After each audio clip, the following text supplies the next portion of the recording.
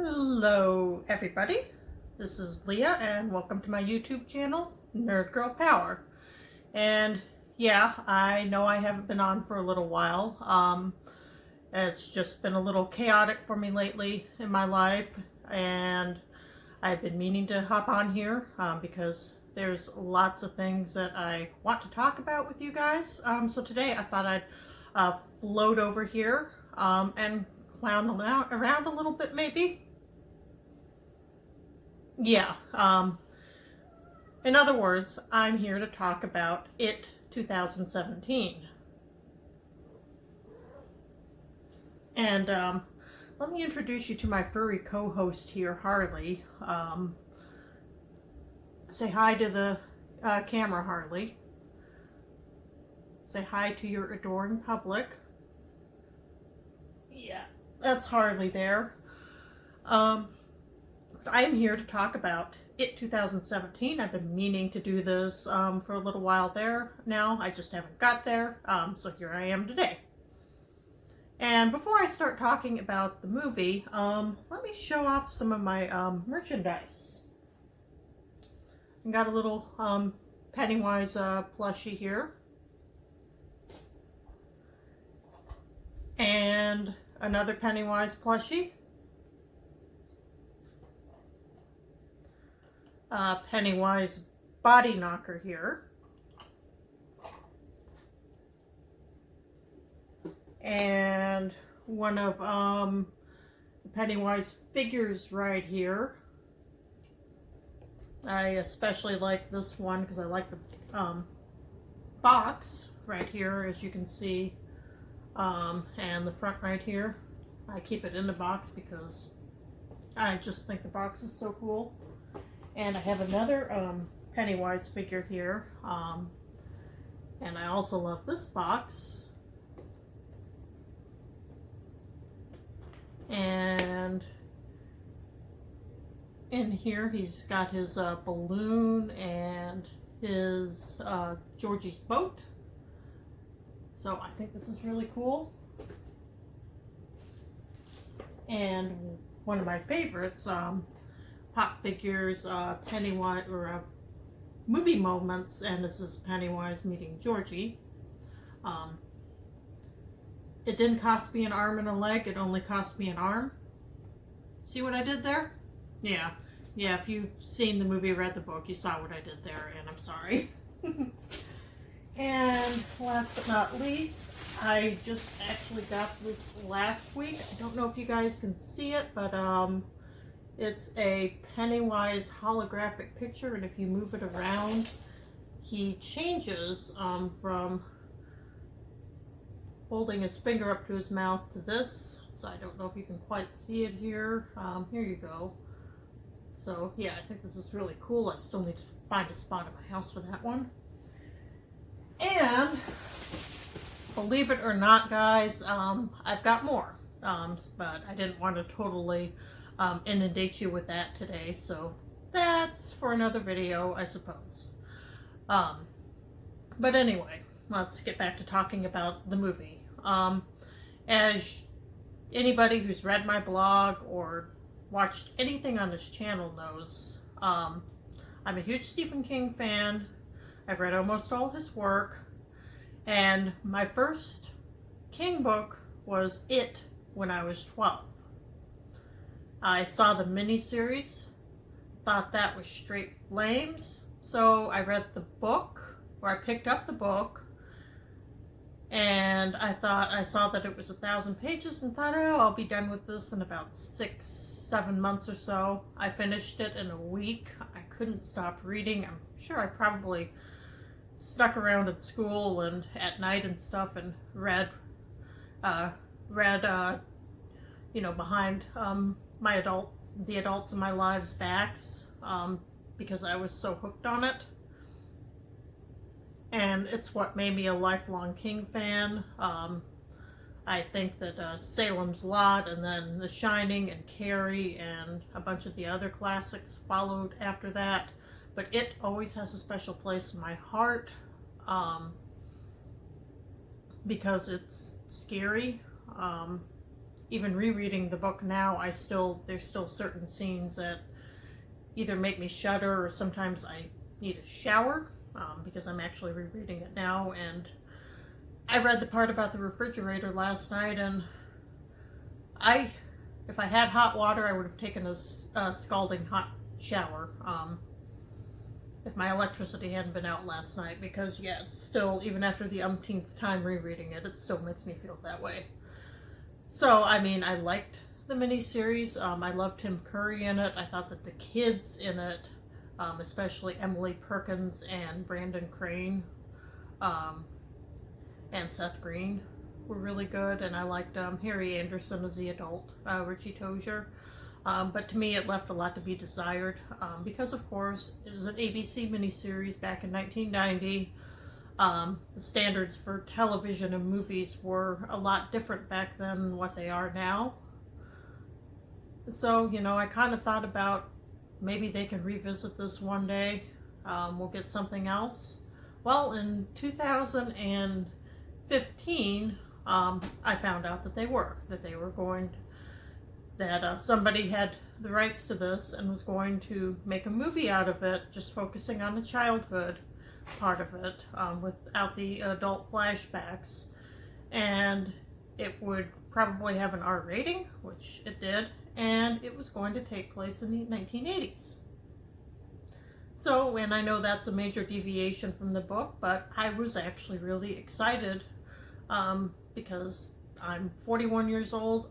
I'm an 80s and 90s kid through and through, so I thought it would be interesting to see, because Andy Muschietti is only a few years older than I am, so he's obviously somebody who's grown up during that same time period. So I thought, what would be the perspective of somebody who grew up on horror movies and King films, and what would be the perspective with the medium of a 2-hour plus movie and an R rating? What could they do? So I was hyped for that, and I couldn't wait. And 2 years ago, almost to the day, I walked to the theaters and I saw It 2017, or It Chapter 1, The Losers Club. And today I am here to give you my thoughts on that. So from this point forward, I want to warn you that there will be spoilers. There will be spoilers, obviously, for the 2017 adaptation, and I will likely spoil parts of the book and the miniseries without warning. So if you have made it this far, keep that in mind, and let's get to talking.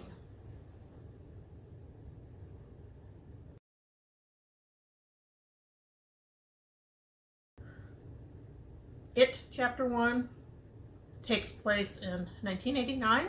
A group of 7 misfit children, consisting of 6 boys and 1 girl, all around the ages of 12 to 13, band together one summer. They realize that there is something evil in their town that takes the guise of a clown, but it also knows what its victim is afraid of. And they band together to fight this evil.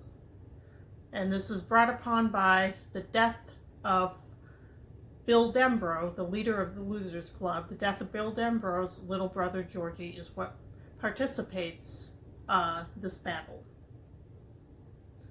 So, I really, really enjoyed this film. I know that horror movie fans on social media, it seems like all they do is complain about one movie or another, or usually one remake or another. And I find it kind of funny that a lot of times these are people around my age who grew up in the 1980s, and they're complaining about their 80s and 90s films being remade. But what did the 1980s consist of? Oh, films from the 50s and 60s being remade. The Fly, The Thing, The Blob, and I'm sure there's a few others too that I'm missing, but those are the most noteworthy ones. But I consider this to be a retelling or reimagining of a classic tale, and that's actually something that is pretty common. And King has even done it himself, because you can look at a book like Salem's Lot and think to yourself, oh, this is, well, for the time, a modern day retelling of Dracula. So we ended up with somewhat of a modern day retelling of it. And there was actually a lot to like about this movie. And I think my favorite part had to be the kids themselves, the Losers Club. They were so perfectly cast. In particular, the kid who played Eddie Krasbrack, the hypochondriac of the group. I thought that Jack Dylan Glazer did a phenomenal job of playing Eddie and bringing him to life. Eddie's never, been my favorite character in a King book, but he was one of my favorites in this movie because he still was a hypochondriac worrywart, but just the way he brought it to the screen, and it just, you felt for him.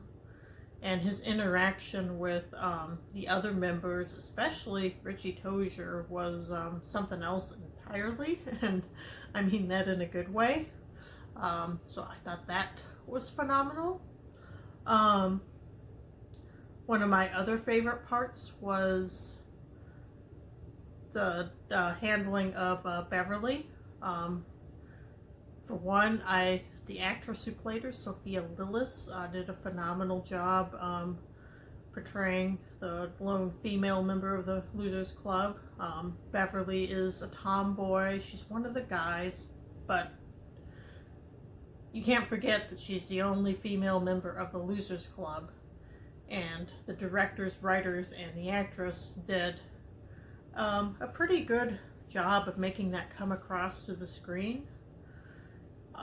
And the way they interpreted her story, I thought that was really good. Beverly is portrayed as people thinking that she's a town slut, and she's also poor, so those two things are used against her. And of course, I mean, she's poor, but she's an innocent child.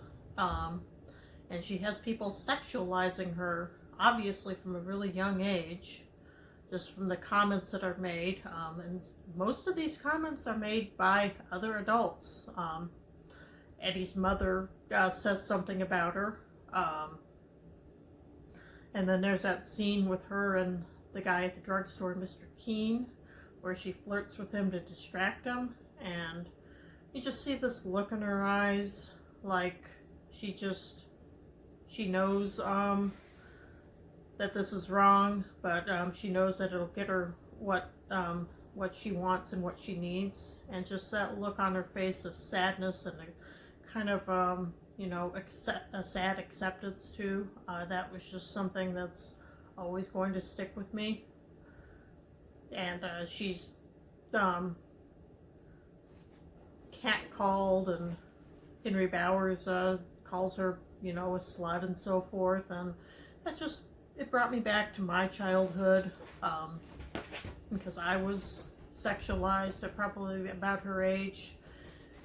Also had grown men hitting on me, so I could really feel for her, and that just really resonated with me, and actually kind of validated my experiences, because obviously this is an unfortunately common thing with adolescent girls in our society, and I used to feel that it was something that I did, which I'm sure Beverly kind of feels the same way, but it's really just a symptom of what's wrong with us as a society. And I also loved how Beverly's afraid of her father, and for good reason, because he's abusive, and the abuse does have sexual undertones in the book, and it does in this movie as well. And she stands up to her father and defeats him towards the end of the movie there. And I like the emphasis on this. She's got a fear that's entirely based in reality, and while Eddie's afraid of getting sick, Bill's afraid of a ghost little brother. She's afraid of something that's concrete, and unfortunately that's a very real fear for a lot of women, because 1 in 4, including myself, are survivors of either domestic violence or some type of sexual assault. And I think the numbers might even be higher because the underreporting and people tending to look the other way like they do in this movie. So I thought, I just thought that they did a very good job with this. They kept us grounded in reality, which is one thing that Stephen King's really good at. His stories have that reality where you feel like it's something that could happen to you and you're there. So it's not rational, but you'll check that storm drain to make sure that there's no clown coming out of it or orange pom-poms, or you'll be having that fear of fire hoses like in The Shining, because there might actually be ghosts there, and it's because he does such a good job keeping us grounded in reality.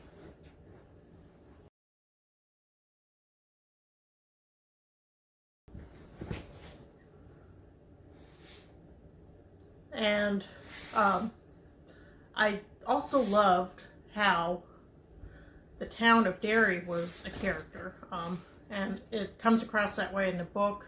It sort of does in the miniseries. And I can say hello to one of my other co-hosts here, her hind end at least. There's her front end. That's Gemma. But anyway, the town of Derry is a character in this, and it comes across that way in the book, kind of in the miniseries, but not so much as it does here in this movie, and I like that.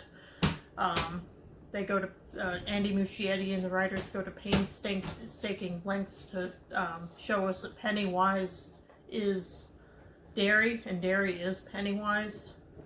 One of the great examples of this is when Beverly's father is watching what I think is supposed to be Derry public access television, you know, which we all watched when we were kids, when we were young. And of course, since it's Derry, there's a woman hosting some program for kids, and Pennywise is right there. Right there, and you can't get away from him. So he permeates the town and the people in it. There's also one of the kids that's getting bullied. I think it's Ben.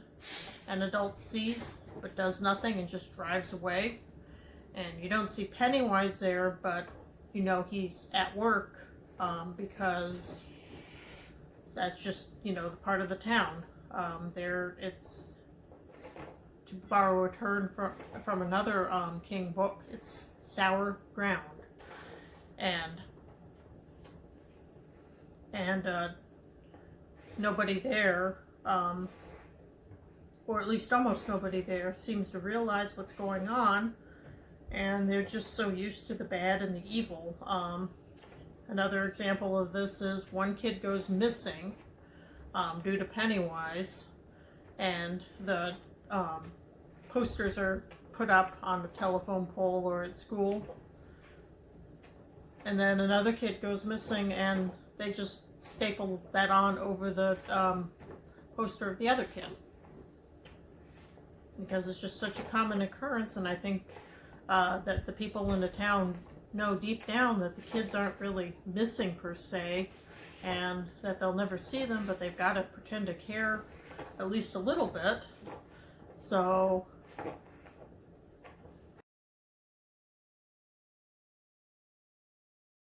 the posters of the missing kids stapled on top of each other That's just one example of how corrupt the town is and how just hardly anybody really seems to care what's going on. And I also thought that the opening scene to this book, or to this movie rather, was really well done.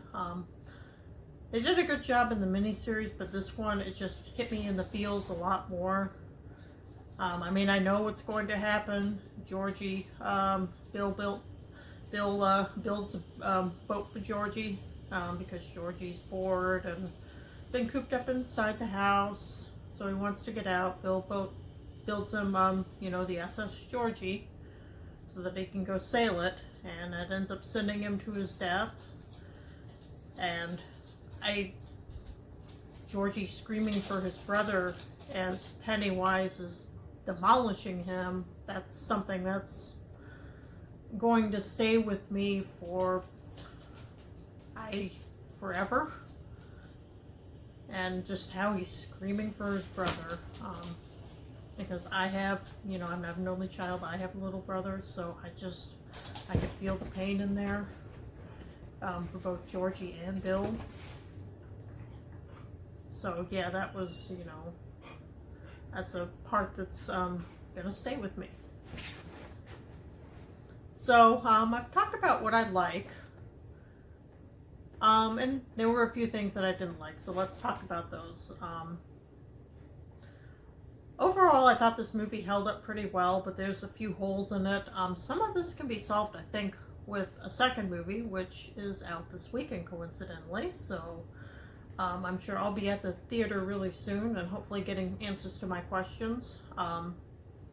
But the fate of Henry Bowers, at the end, he falls down a well, and he's a character. I know he's a character in the second movie, and he's a character in the book as an adult, so somehow he survived that, I guess, but just this movie didn't really answer my questions. I needed to spend more time on that. And they needed to spend more time on Henry Bowers and the Bowers gang, because those kids were pretty good actors, and what I did see of them I liked, but we just didn't see enough of them, which I guess is kind of understandable. But they're more main characters in the book, and they should have been in this movie too, because the bullies are a huge part of it. I did like how they included Henry murdering his father, which was a part of the book. And I like how it was included in this movie, so hopefully we get to go back to all this in the second movie and, get some more answers. I also thought the movie kind of fell apart towards the end there. You had the losers have a fight and then split for a little bit, which I guess is normal kid stuff, but, it just wasn't believable to me. And then Beverly gets kidnapped, which is understandable because she's the strongest member of the Losers Club, so of course Pennywise is going to go after her, and that's what brings them together to try to fight it.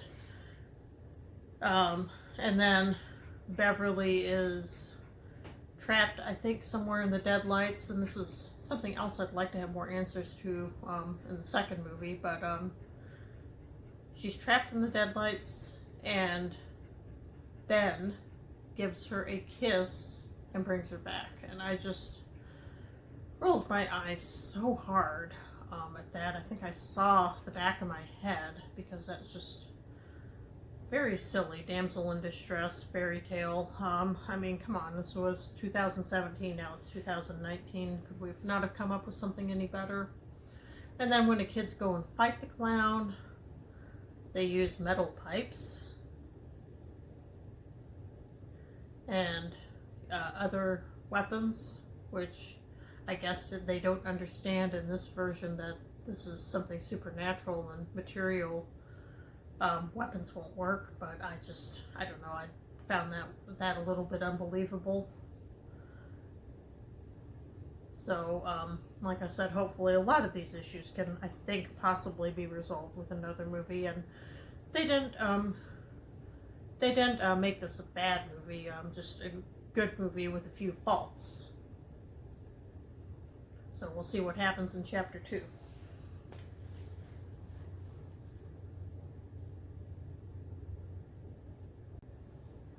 Okay, and let's talk about the elephant in the room. And I guess you could take that form if you're really afraid of elephants.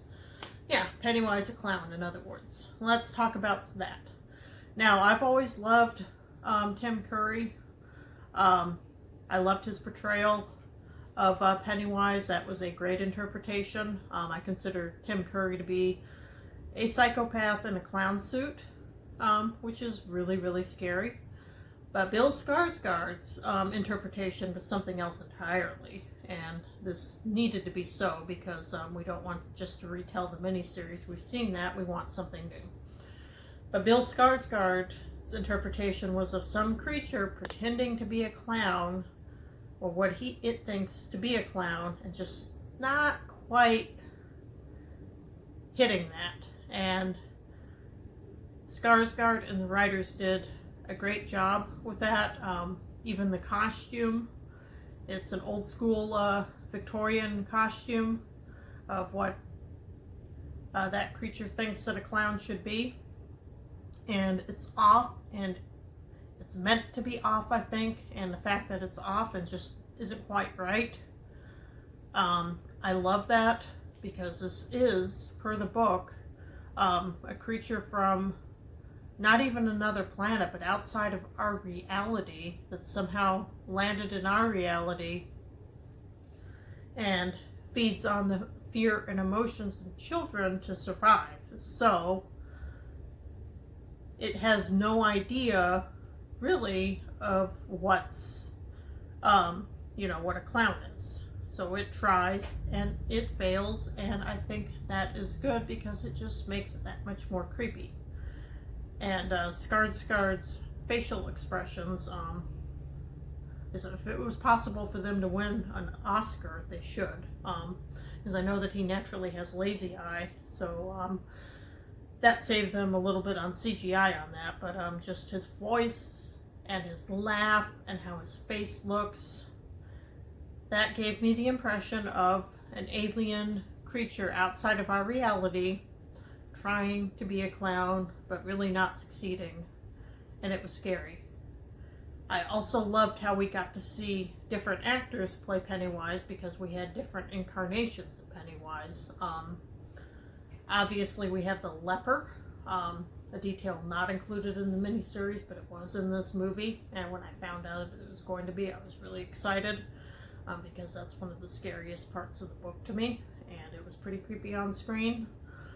I also love the scene of Ben sitting at the library and he's reading about the history of Derry, and you get this little old creepy librarian lady that's obviously Pennywise, or one of his what the book would call glamours.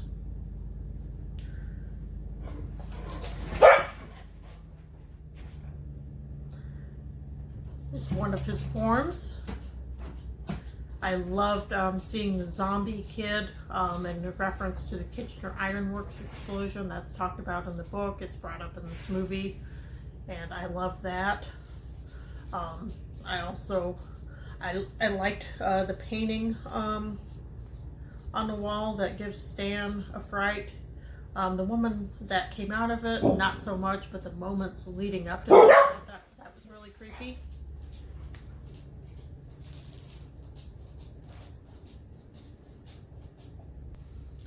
Yeah, that painting, those moments leading up to it, because you know that something's about to happen, and it does. And I could have just been happy with that. I didn't actually need to see that woman, but we did, and I guess that was interesting. But I did think that was well done. And of course, the actor that played Bevy's dad was also. She's afraid of her father, so he was possessed by Pennywise, so he was also playing Pennywise, and I thought that was a good job. So it wasn't just Skarsgård, even though he's excellent, and I'm sure he's going to give a lot of people nightmares in regards to anything clown related. But the supporting cast there, I loved how we could do that with this film, and really see Pennywise in his different, in his different guises, and that really tells you a lot about this character and what it's capable of and what it's all about. So that was one of my favorite parts. I have another four-legged co-host here, that's Hopper, so he's bringing up the rear on the tail end of this. But I gotta go for now. I am going to go see chapter 2 really soon, so hopefully we get a video in regards to that. This is September, and I'm calling it the month of the King because we have It chapter 2. We've got The Institute, a new book by King, coming out. And there's just all kinds of, and you know, obviously King's birthday is in September, but there's just all kinds of cool stuff coming out even this year. Castle Rock returns in October.